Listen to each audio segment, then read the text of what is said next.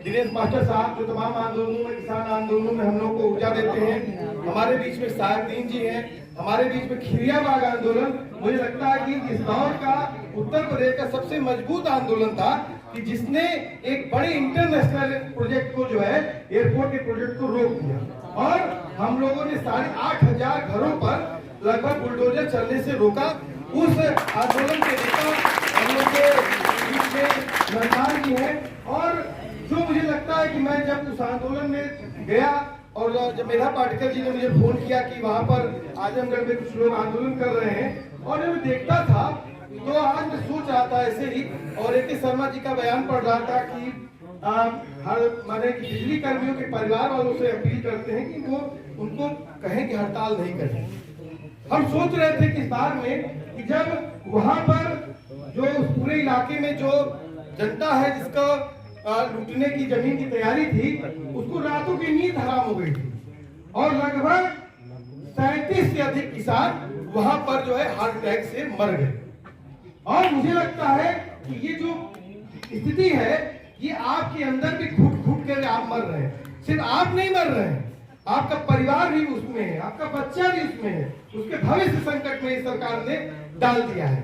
तो ये पूरे की पूरी एक जो लड़ाई है, और आज पूरे देश में तमाम लोग सोचते हैं और कि यार ये हवाई जहाज उड़ रहा है और विकास का बहुत बड़ा पैमाना बन गया है। और लेकिन आप जाइए उस इलाके में जिस दिन हवाई जहाज मुश्किल से यहाँ पर 2-4 महीने उड़ा, और उसमें भी सरकार ने बहुत बड़ी सब्सिडी दी थी कि चुनाव में चलाने के लिए जो है कि दिखा सके कि विकास है, कोई जाने वाला नहीं लखनऊ था। लेकिन उस इलाके में जाइए जब हवाई जहाज उड़ता है, जिस दिन उड़ता है लोगों की नींद हराम हो जाती है, लोग फोन करते हैं, बात करते हैं, जब लगातार न्यूज आती है। आज लगातार जो खबरें आ रही हैं, और उसमें मुझे लगता है कि जो नीरज जी ने जिस बात को कहा कि 190 दिन का आंदोलन, ये अपने आप में सबसे बड़ी ताकत है कि 190 दिन तक जो है सरकारी कर्मचारी इस दौर में, इस मुश्किल दौर में, जब इस बात पर है कि आपके ऊपर कार्रवाई की जाएगी, जब आपके ऊपर बुलडोजर चला देने की इस सरकार बात करती है, उस दौर में सरकारी कर्मचारी अगर 190 दिन का आंदोलन चलाता है तो तमाम किसान यूनियन, तमाम छात्र संगठन, तमाम मेहनत का सवाल की तरफ से उनको सलाम करते हैं। ये आंदोलन निश्चित रूप से तो नीरज जी ने कहा कि ये सवाल सिर्फ बिजली कर्मियों का नहीं है। मैं अभी इसके पहले में सिंचाई विभाग गया था, मेरे पिताजी का एक मेडिकल क्लेम का मामला था जो सीएमओ के यहाँ गया था और फंस गया था। ऐसे सरकारी दफ्तरों में आप लोग जानते हैं कैसे फंसता है। और मैंने इस बात को कहा कि आज स्थिति ये है कि आज जो स्थितियां है कि आज आपका पूरा का पूरा माहौल बना करके पूरी जनता में आपको बना दिया गया है कि ये तो भ्रष्टाचारी हैं, ये तो लुटेरे हैं। शिक्षकों के बारे में पूरा बनाया गया, और शिक्षकों को बनाया गया कि ये तो पढ़ाते ही नहीं है, ये तो सोते हैं।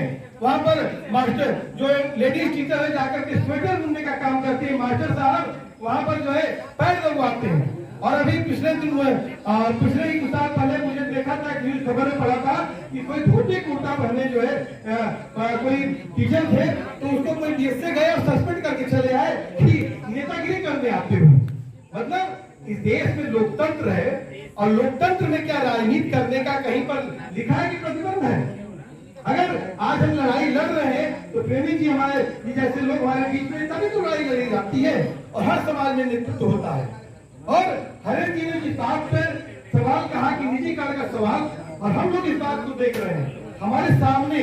जब 2004 में हम लोग यूनिवर्सिटी में पहुंचे और 2005 में हमारे यहाँ जब के बाद जो है मुझे लगता है कि 2006 में लिंग 2, 7 में लिंग 2 कमेटी उसके बाद आती है, और लिंग 2 कमेटी आने के बाद पूरे के पूरे छात्र संघों को खत्म कर दिया गया। और आज स्थिति देख लीजिए कि एक आम आदमी अपने बच्चे को बीए नहीं करवा सकता है।